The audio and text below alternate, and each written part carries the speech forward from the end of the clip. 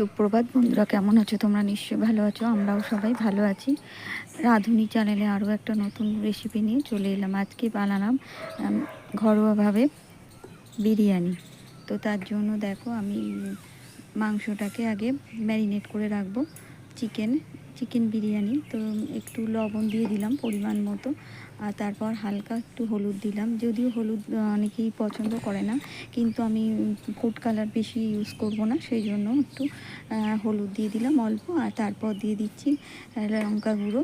এর মধ্যে কাশ্মীরি লঙ্কা আর ঝাল লঙ্কা গুঁড়ো একসাথে মিক্সড করা আছে, আর অল্প করে দিয়ে দিলাম ধনে জিরে গুঁড়ো আর গোলমরিচ গুঁড়োর পাউডারটা। আদা দিয়ে দিলাম, আর তারপর দিচ্ছি রসুন, আর এবার দিচ্ছি লঙ্কা। তো সমস্ত দিয়ে একেবারে মিশিয়ে নেব ভালো করে। আর ওখানে দেখো আমি কিন্তু অনেকটা পরিমাণ টক দই ফেটিয়ে নিয়েছি, জল শুদ্ধ, যদিও জলটা আমি কিন্তু ফেলে দিইনি ছেঁকে, একদম জল শুদ্ধ টক দইটা ফেটিয়ে নিয়েছি ভালো করে। সেই টক দইটা এখন দিয়ে দিলাম, দিয়ে সমস্ত মাংসটাকে একসাথে ভালো করে মিশিয়ে 1 ঘন্টার মতো ম্যারিনেট করে রেখে দেবো। এইটা যতটা ম্যারিনেট করতে সময় লাগলে মানে রেখে দিলে চাপা দিয়ে আরও মাংসের টেস্টটা বেরিয়ে যায়। তো সেই জন্য দেখো এখন ঢাকা দিয়ে রেখে দিচ্ছি। দিয়ে এখন দেখো এদিকে গরম জলে কিন্তু আমি হাতটা দিয়ে দিয়েছি চালগুলো আর কি। এর মধ্যে গোটা গরম মশলা যেমন দারচিনি, লবঙ্গ, এলাচ দিয়ে দিয়েছি, আর একটুখানি মানে তেজপাতা দেওয়া হয়নি, তেল দিয়ে দিয়েছিলাম। আর এখন দিয়ে দিয়েছি লবণ, দিয়ে একেবারে ভাতটা আর কি বসিয়ে দিয়েছি ওই সাইডে। আর এদিকে কিন্তু পেঁয়াজটা দেখো আমি বেরেস্তা করে নিচ্ছি।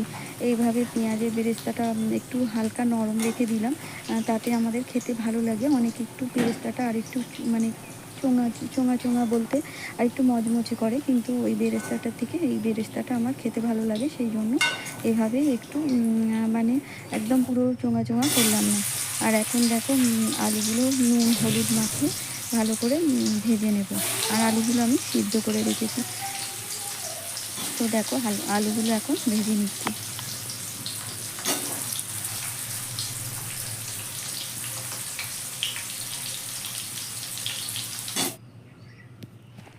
তো সমস্ত আলুগুলো দিয়ে দেখো এবার ভালো করে একটু হাই ফ্লেমে আমি একটু আলুগুলো ভেজে নিচ্ছি, যেহেতু আলুগুলো সিদ্ধ করা আছে।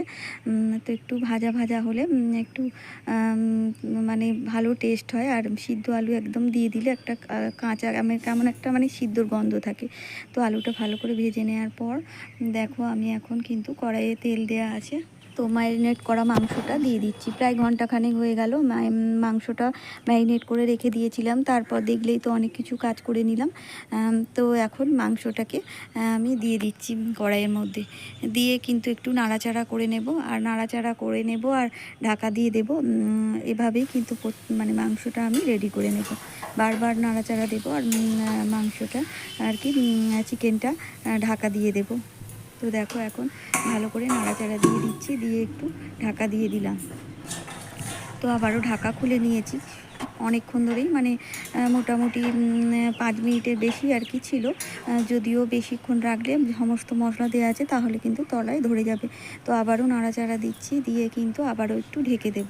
আর এইভাবেই কিন্তু আমি সমস্ত মাংসটাকে ভালোভাবে সিদ্ধ করে মানে এই সমস্ত মশলার সাথে একেবারে কষিয়ে নেব। তো এবার আবারও ঢাকা দিয়ে দেব। তো দেখো বাটিতে আমি একটু ফুড কালার নিয়ে নিলাম, আর এবার দিয়ে দিচ্ছি গোলাপ জল আর কেওড়া জল, আর এখানে দিয়ে দিলাম মিঠা আতর। মিঠা আতরের পরিমাণটা আমি খুব বেশি দিইনি, তোমরা ইচ্ছা করলে একটু বেশি পরিমাণে দিতে পারো। এর গন্ধটা আমার খুব বেশি ভালো লাগে না তাই। আর তারপর দেখো একটু আমল দুধ গরম জলে গুলে নিলাম, দিয়ে দুটো মিশ্রণই একসাথে করে নিলাম। আর এখানে সমস্ত গোটা গরম মশলা, জায়ফল, জয়িত্রী আর গরম মশলা যেমন দারচিনি, লবঙ্গ, এলাচ আর বড় এলাচ সমস্ত গরম করে আর কি গরম খোলায় নাড়াচাড়া দিয়ে নিয়েছি, আর গুঁড়িয়েও নিয়েছি দেখো।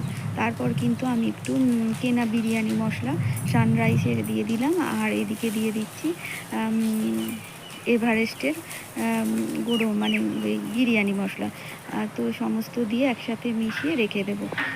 এইভাবে যদি সমস্ত ঘরের মানে বিরিয়ানি মশলা আর দোকানের বিরিয়ানি মশলা সমস্ত একসাথে করে রেখে দেওয়া যায় না, মানে তাহলে খুব ভালো টেস্ট হয়।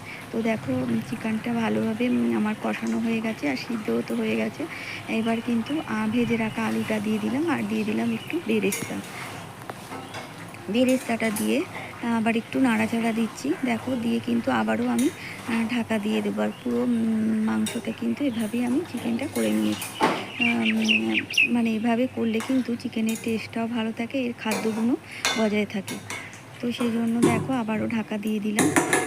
তো ঢাকা দিয়ে অনেকক্ষণই রেখেছিলাম, মানে ওই মিনিট 5-7 করে রেখে দিচ্ছি, কারণ এর মধ্যে আমার এবার কিন্তু চিকেনটা পুরো রেডি হয়ে গেছে। এবারে ওই সমস্ত মশলা যে আমি একসাথে করে রেখেছিলাম বিরিয়ানির মশলাটা ভালো করে দিয়ে কিন্তু নাড়াচাড়া দিয়ে দিচ্ছি।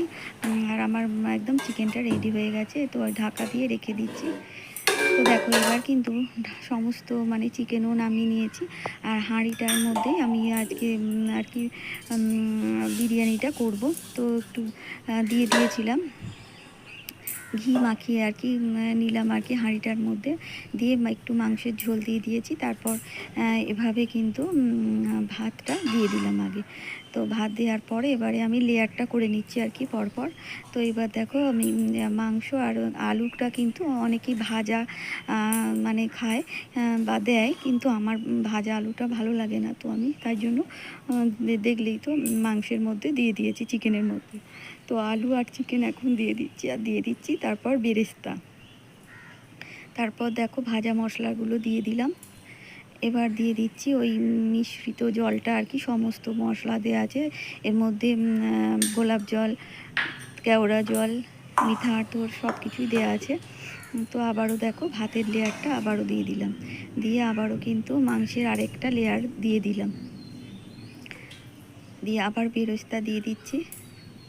আর ওইবার কিন্তু আমি ঘি দিইনি, কারণ তলায় ঘি দিয়ে দিয়েছিলাম। তো দেখো ওই মশলাটা ভাজা মশলাটা দিয়ে দিলাম আবার এই যে মিশ্রিত সব মিশ্রণটা আর কি দিয়ে দিলাম, দিয়ে ঘি দিয়ে দিচ্ছি। আগে যেহেতু তলায় ঘি দেওয়া ছিল অনেকটা, তাই জন্য আর ওপরে আমি ওই লেয়ারটায় ঘি দিইনি, এই লেয়ারে কিন্তু ঘি দিয়ে দিলাম। তো এইভাবে আমি কিন্তু 3টে লেয়ার করেছি। দেখো লাস্টেই বেরেস্তাটা দিয়ে দিলাম, 2টো চিকেনের লেয়ার করেছিলাম।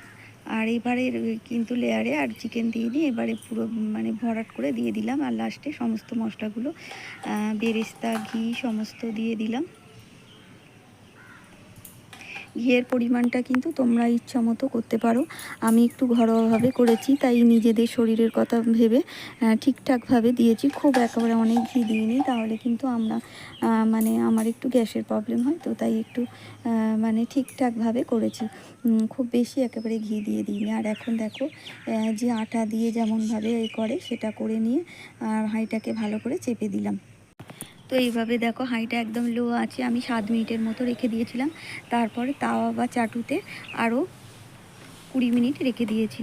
তো এইভাবে করে নেওয়ার পর আমি কিন্তু বিরিয়ানিটা নামিয়ে নিয়েছি।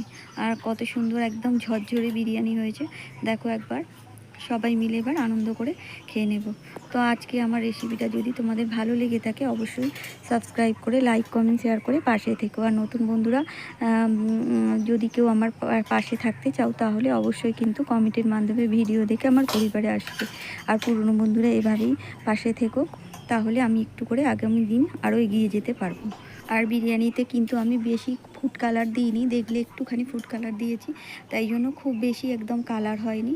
আর এভাবেই কিন্তু শসা আর একটু পেঁয়াজের স্যালাড করে নিয়েছিলাম। আর ওদিকে তো একটু চিকেন কষা রয়েছে, আর এদিকে হচ্ছে তোমার বিরিয়ানিটা চিকেন বিরিয়ানি। তো এইভাবেই তোমরাও বাড়িতে বানিয়ে খাবে, খুবই সুন্দর হয়। আর দোকানের থেকেও আমরা দোকানে কিনে খেয়েছি, কিন্তু দোকানের থেকেও আমাদের এখানে দোকানের থেকেও আমি ভালো আরও বিরিয়ানিটা বানিয়েছি। তোমরা সবাই ভালো থেকো, সুস্থ থেকো, আনন্দে থেকো। তো আগামী দিন আরও কোনো নতুন ভিডিওর সাথে দেখা হবে। টাটা।